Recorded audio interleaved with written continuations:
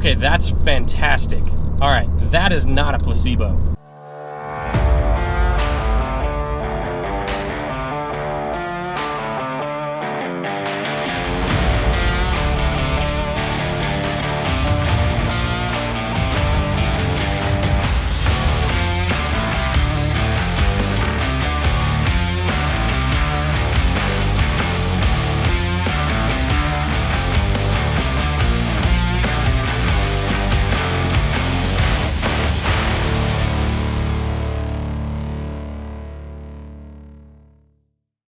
What's up, my dudes? James here, and we have another upgrade video for my Mazdaspeed 3, i.e. Blue Lightning. If you guys missed the last video, we installed a rear motor mount, and once again, for those of you that watched that video, very well could be a placebo, but I feel like I notice quite the difference in how the car feels when I'm driving, and it's amazing. So today, we're going to be doing the passenger motor mount. Yeah. This one shouldn't really be too bad. I'll kind of flip the camera around here, and then you're going to hear me from behind you. Yeah, so the passenger motor mount, you can see it right there, is kind of in a funky spot because the coolant reservoir is sitting right here. According to Mazda, I have a coolant leak in my EGR system. I believe them. Also, that just means I need to do an EGR delete because fuck emissions. Anyway, so we got to get this taken out. So you've got a couple little plastic tabs in here. To be able to remove. There's one there, and then there's one somewhere else, or maybe it's just the one, I don't know. But either way, once we get the tab off, we can just kind of take this and move it up and over this way, being mindful of your coolant hose here, and of course the overflows right there. And that should give us plenty of clearance to get in there. I have here the Damond Motorsports passenger motor mount, and it's really exciting. It looks really good. It's the gold with the black.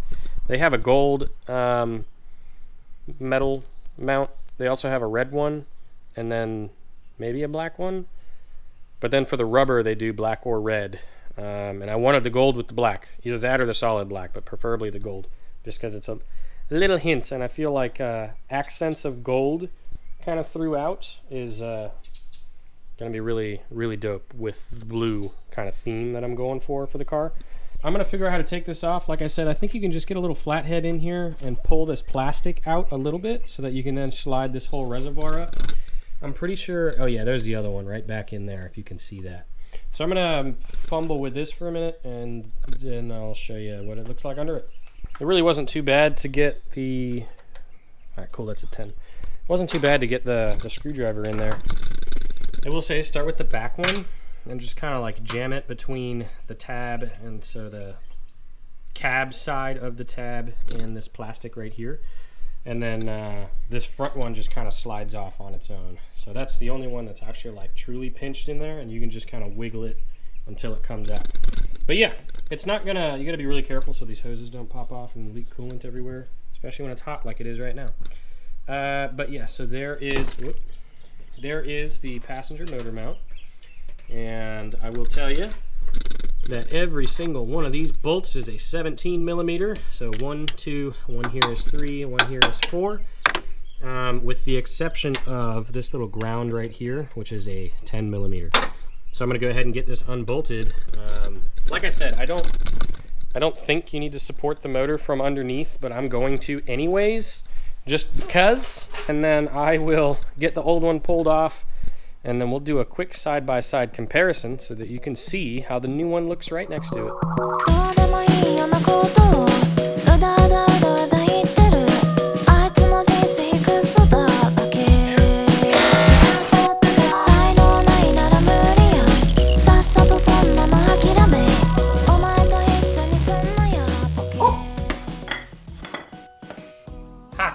So y'all remember when I was asking whether or not you needed to actually lift the engine in order to remove this mount? The answer is yes, you do.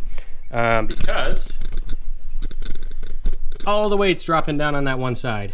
So the mount was still stiff after I loosened it up, and I thought that was weird until I jacked it up a little bit more, and then it lifted all the rest of that weight off. Now that the mount is out, I'm going to go ahead and get in here and just kind of like clean it up a little bit. I still have no idea what this grounding strap is for, so I'm going to need to Google that, but it's not going anywhere except to the frame and to the motor mount. So maybe Mazda had an issue before with like generating an electric charge because of all the torque that you're getting out of this 250 horsepower engine. I don't freaking know. But man, this new motor mount looks way better. So there's the old one. It's a motor mount. Kind of worse to wear though. It's that really crappy, you know, unpainted metal look. The bushings and all that, whatever you call this, the mount itself, the rubber is cracking and falling apart. And it just looks generically disgusting. And the oil that's on the outside of this, I don't know if that's from the mount itself. When the mounts get old, apparently, sometimes they can melt and kind of leak. I don't know what I'm doing, but it's fine because we're having fun. This one though looks a hell of a lot better, and it is made out of polyurethane, so it should hold up much better than this one is, or this one did, and it's going to be pretty stiff. This one also has almost 100,000 miles on it, so I'm very surprised that it looks as good as it does for 100,000 miles. I'm going to go ahead and get the base plate cleaned up a little bit, and then we'll get the new motor mount thrown in, and then I got to figure out what that grounding strap is really for.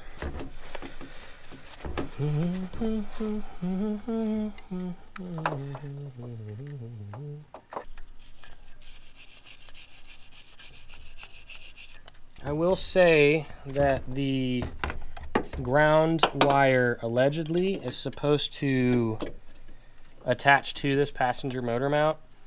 I don't have any way to do that.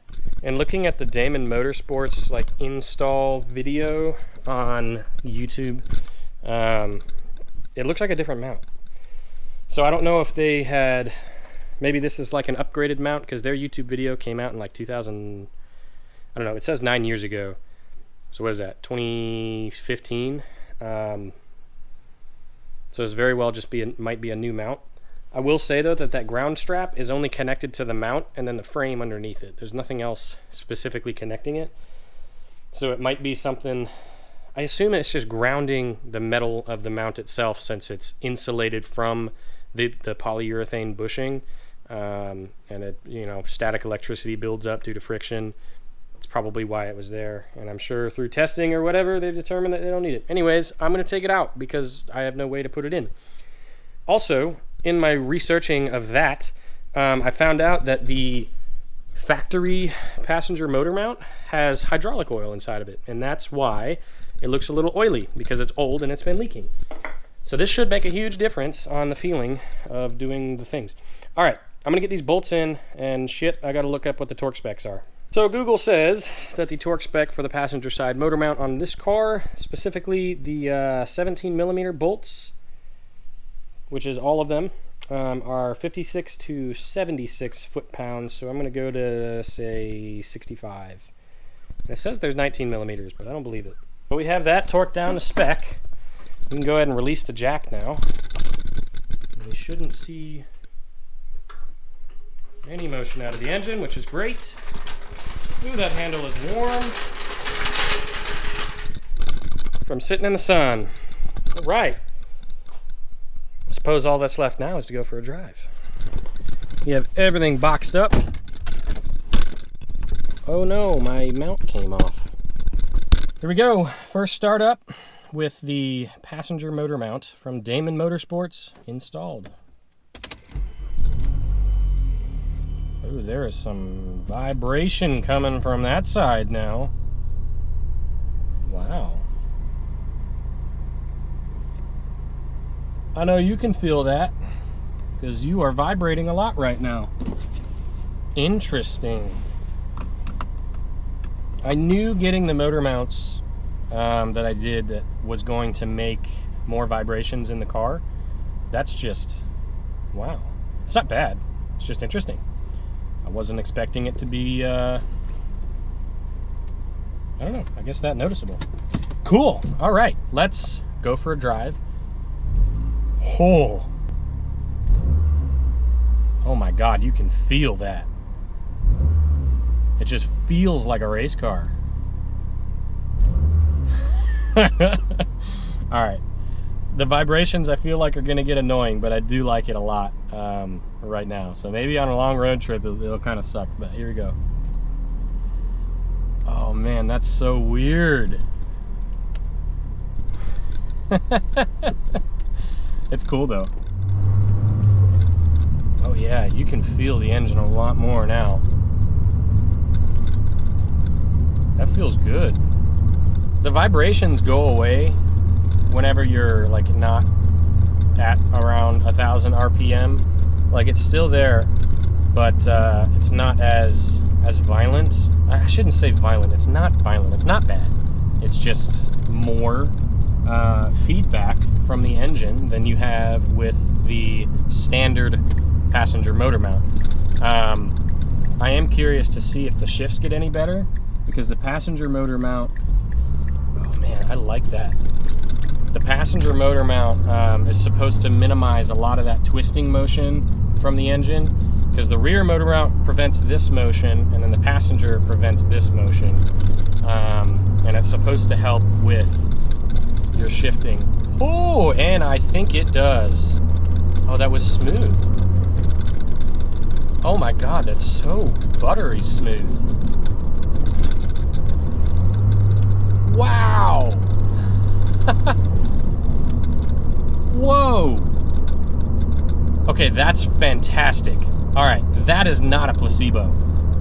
With the rear motor mount, I was kind of curious if I was feeling a difference, or if I was telling myself I was feeling a difference. It was one of those, like, you don't really notice a whole lot.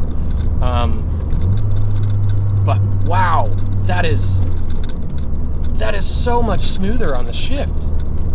Do a quick, wow. We're gonna do a quick pull. Sorry, I am blown away by how good that feels.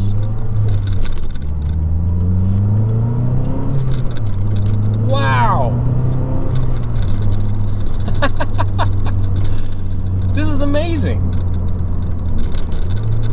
Oh, that's so exciting. It feels just smooth. It's buttery. It's clean. There's none of that jerkiness, none of that like smack of the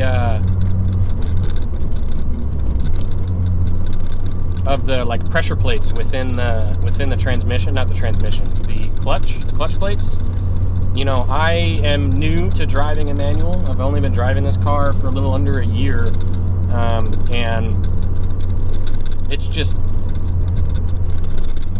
sometimes, like that right there, I had a pretty big jerk because I didn't have the I wasn't really rev matched, and I let the clutch out a little bit further than I probably should have initially until it starts to grab. But with the passenger motor mount, the stock one, that would have made a kind of a slam feel, and that was not a slam at all. That was just, you know, a slight jerk because I wasn't as perfectly matched with RPM as I probably should have been. Well, you don't need me continuously saying, wow, cool, amazing.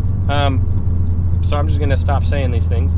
I don't have any sort of like qualitative type of thing that I could do for this other than you guys actually seeing sort of the vibration in the camera. There is a lot of stabilization happening with the GoPros.